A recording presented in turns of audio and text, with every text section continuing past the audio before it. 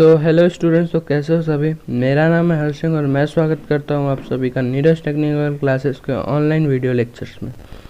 तो last class तक हम लोगों ने बिल्डिंग कंस्ट्रक्शन के लास्ट क्लास तक हम लोगों ने types of structure and building components and types of structure, जो बिल्डिंग कंस्ट्रक्शन का पहला यूनिट है बिल्डिंग कंपोनेंट्स एंड मटेरियल्स, उसका 1.1 था वो building components and types of structure. ये दूसरा चैप्टर है एक तरह से कंस्ट्रक्शन मटेरियल, जिसमें पहला कंस्ट्रक्शन मटेरियल हमको पढ़ना है स्टोन।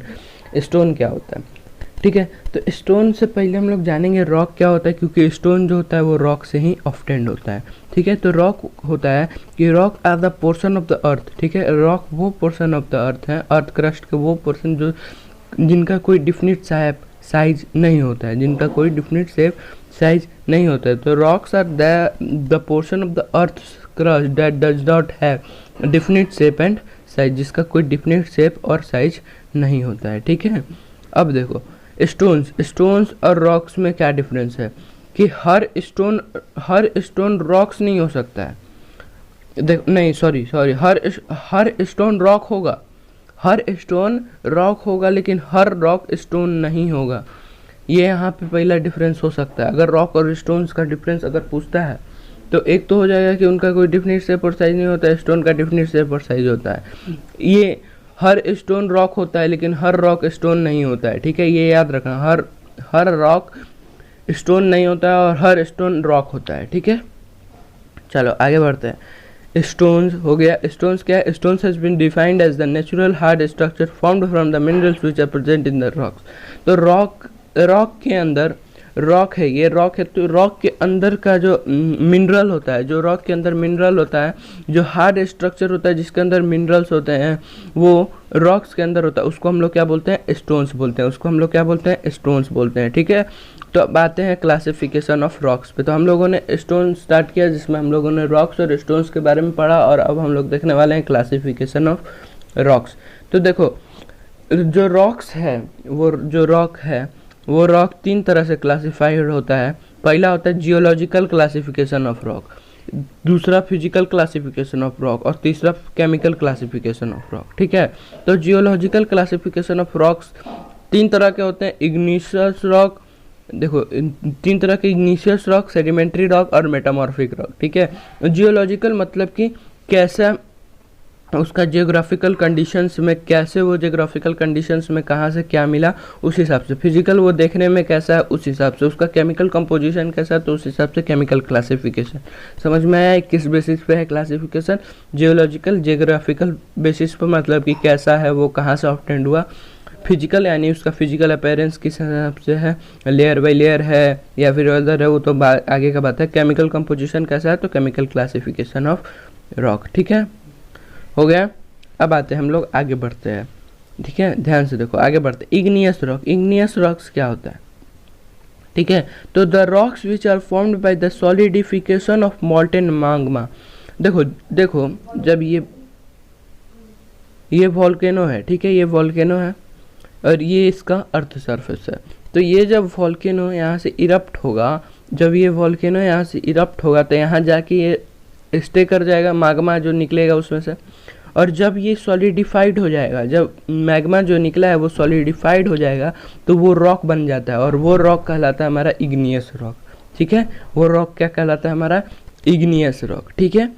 चलो समझ में आ गया इग्नियस रॉक बहुत अच्छा से। देखो ये क्या है? ये एक वोल्केनो है समझो, और ये इसका सरफेस है, ठीक है। तो यहाँ से जब वोल्केनो इरप्ट हुआ, यहाँ गया और यहाँ गया, तो वो क्या, यहाँ जाके वो सॉलिडिफाई हुआ, और सॉलिडिफाई होने के बाद वो क्या हो गया? रॉक बन गया। और रॉक कौन सा रॉक? वो रॉक कौन सा कहेगा? इग्नियस रॉक कहलाएगा, ठीक है, इग्नियस रॉक कहलाएगा। इग्नियस रॉक भी तीन तरह के होते हैं। प्लूटोनिक इग्नियस रॉक, ठीक है, plutonic igneous rock, volcanic rocks और हाइपरबेसल रॉक्स, ठीक है। प्लूटोनिक रॉक्स मतलब कि जैसे अब देखो प्लूटोनिक रॉक्स क्या होता है, जब ये मैग्मा निकला यहाँ से जब मैग्मा निकला वो अंदर भी जाएगा अर्थ सरफेस के, और कंसिडरेबल डेप्थ तब जा सकता है। कंसिडरेबल डेप्थ मतलब बहुत ज़्यादा अंदर तक भी जा सकता है। तो जब बहुत ज़्यादा अंदर जाएगा तो उसको हम लोग बोलेंगे प्लूटोनिक रॉक, और जब बाहर रह जाएगा तो उसको बोलेंगे वॉल्केनिक रॉक्स और हाइपरबेसल रॉक्स जो मतलब अर्थ सरफेस से थोड़ा सा ही नीचे, कंसिडरेबल डेप्थ पे ना जाके बहुत थोड़ा सा नीचे, एकदम अर्थ सरफेस के नीचे जस्ट, ठीक है, तो हो जाएगा हाइपरबेसल रॉक्स, ठीक है। तो इग्नियस रॉक्स 3 तरह के, प्लूटोनिक रॉक, वॉल्केनिक रॉक और हाइपरबेसल रॉक समझ में आ गया। इग्नियस रॉक क्या होता है समझ में आ गया, ठीक है। अब देखो दूसरा है सेडिमेंट्री रॉक्स, जो वहाँ पे रॉक्स पहले से प्रेजेंट होंगे, वहाँ पे अगर वेदरिंग इफेक्ट हम लोग दिए, अगर वेदरिंग इफेक्ट हुआ, बारिश हुआ, धूप पड़ा, तो वो लोग टूटेगा और टूट के जो रॉक्स बनेगा उसको हम लोग सेडिमेंट्री रॉक्स बोलते हैं। सेडिमेंट होके जो रॉक्स बनेगा उसको हम लोग सेडिमेंट्री रॉक्स कहेंगे, समझ में आया। तो क्या कहता है कि रॉक्स विच आर, रुक जा एक से, the rocks formed by the consideration of the particle of the pre existing under the effect of weathering agencies are called as sedimentary rocks, उनको हम लोग क्या बोलते हैं, सेडिमेंट्री रॉक्स बोलते हैं, ठीक है। चलो नेक्स्ट आते हैं,